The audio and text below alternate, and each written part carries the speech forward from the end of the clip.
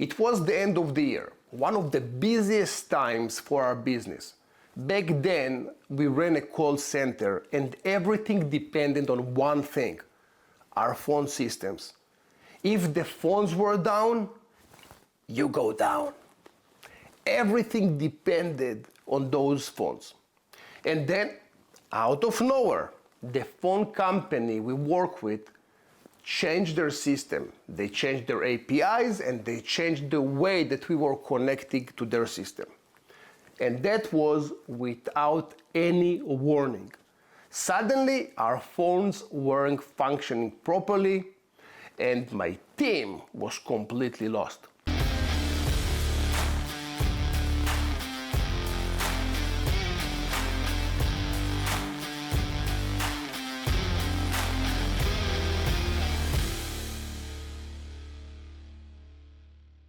Instead of my team reading the new manuals, instead of trying to figure things by themselves, they started coming to me, one after the other. Lior, the phones are not working. Lior, what do we do? Lior. Now, on any normal day, maybe I could handle it, but this was year end. Deals were waiting for my attention. If you don't know what I'm talking about, lots of companies are trying to exhaust their budgets. And end of the year is when they remember that they have still budgets and they go to vendors and try to exhaust those budgets, which means those deals need to be signed in the calendar year. You can't wait to the next year. Now, I had to decide. Do I fix the phone problem or do I close the deals that keep this business running? It was a breaking point, and I knew I wasn't the only business facing those type of situations. So to keep things moving, I jumped in. I read the new manuals, I work with the developers, called support, ran some tests, basically did everything myself. What I didn't realize was that every minute I spent fixing those phones was a minute taken away from massive deals sitting on my desk.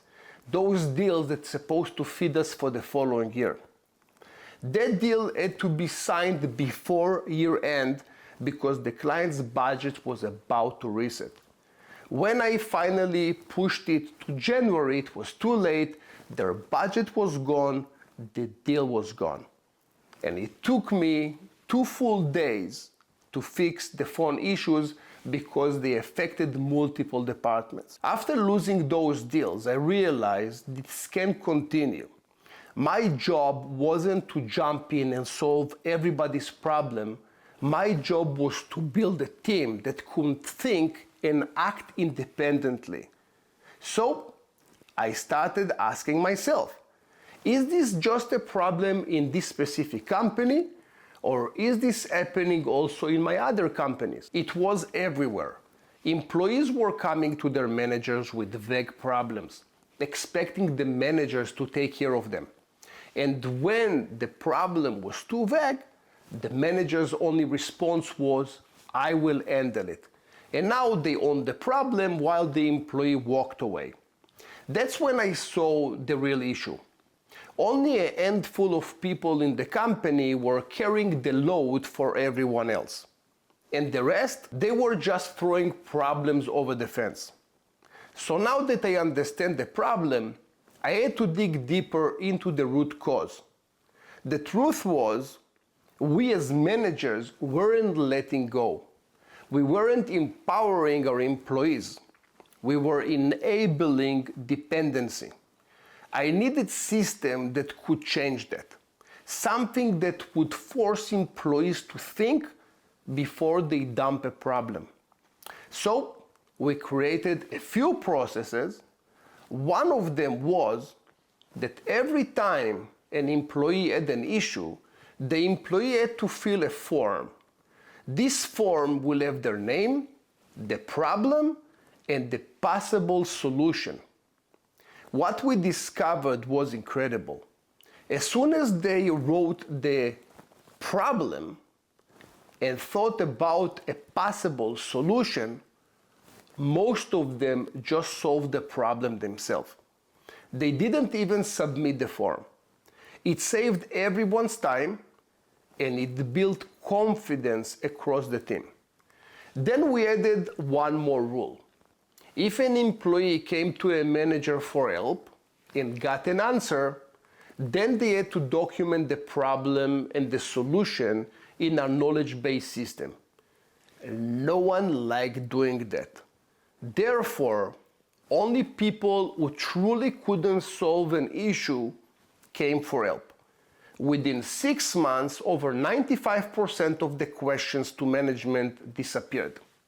Employees started executing things on their own, and the entire company became sharper, faster, and more accountable. We even replaced about 50% of the staff, the ones who couldn't think or act independently.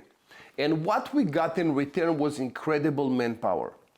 In the end, I learned that understanding the problem is only the first step because we're all human.